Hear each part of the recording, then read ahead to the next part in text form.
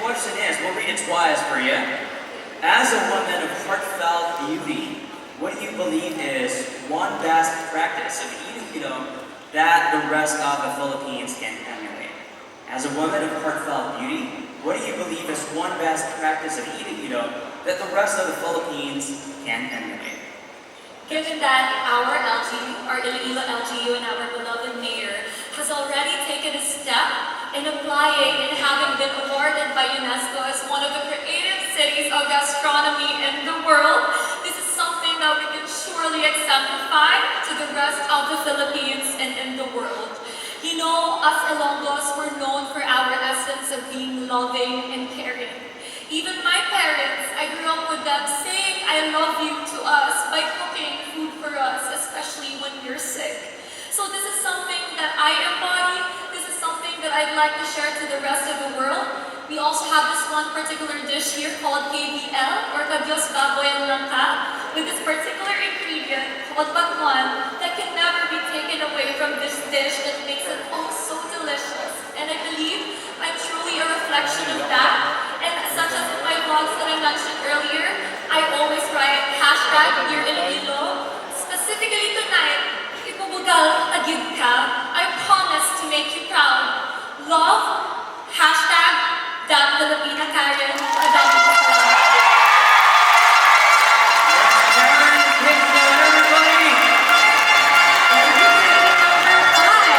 Let's move ahead, please, on candidate number 4. Making your way to the mic. So our next finalist, candidate number 4, Elaine Segura.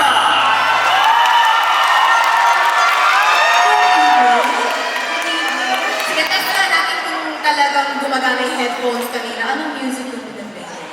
Parang upbeat. Parang nasa bar. Ay, oo! Nasa bar.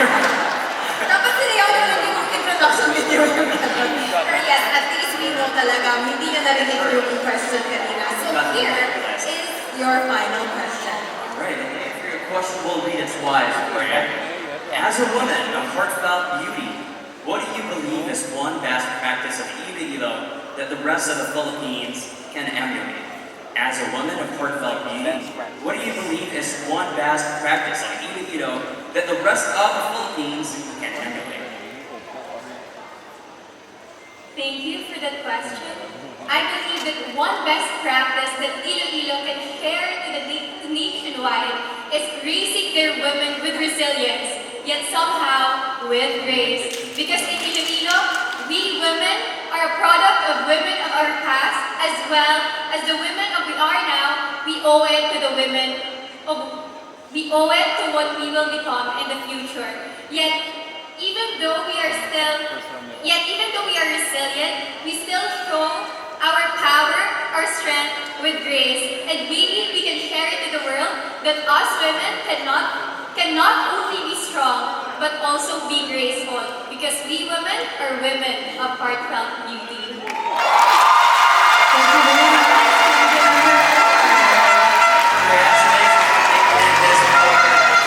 It's now time to please remove the headset and go on. Candidate number 10, Rhea Marisa Coyle.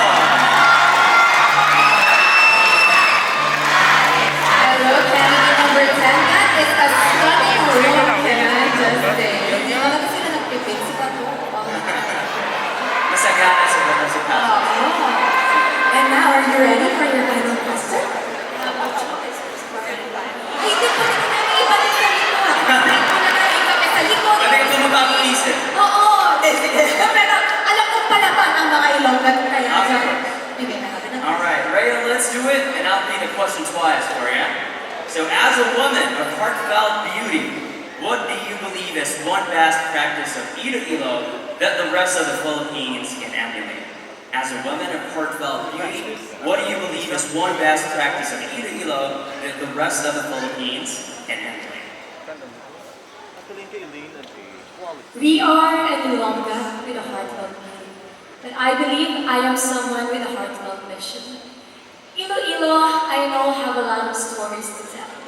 Every Ilonggos who strive, and every woman who has quiet strength, and every children who have hopeful dreams.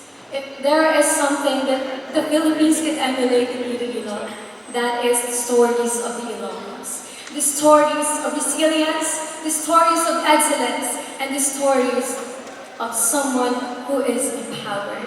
And right now, I am standing here as someone who is not just empowered, but someone who will bring the story of the lives of Iloilo. Because Iloilo isn't just a place, but a place. And a place that is worth telling, the story that is worth telling. Battle Iloilo because we are the best.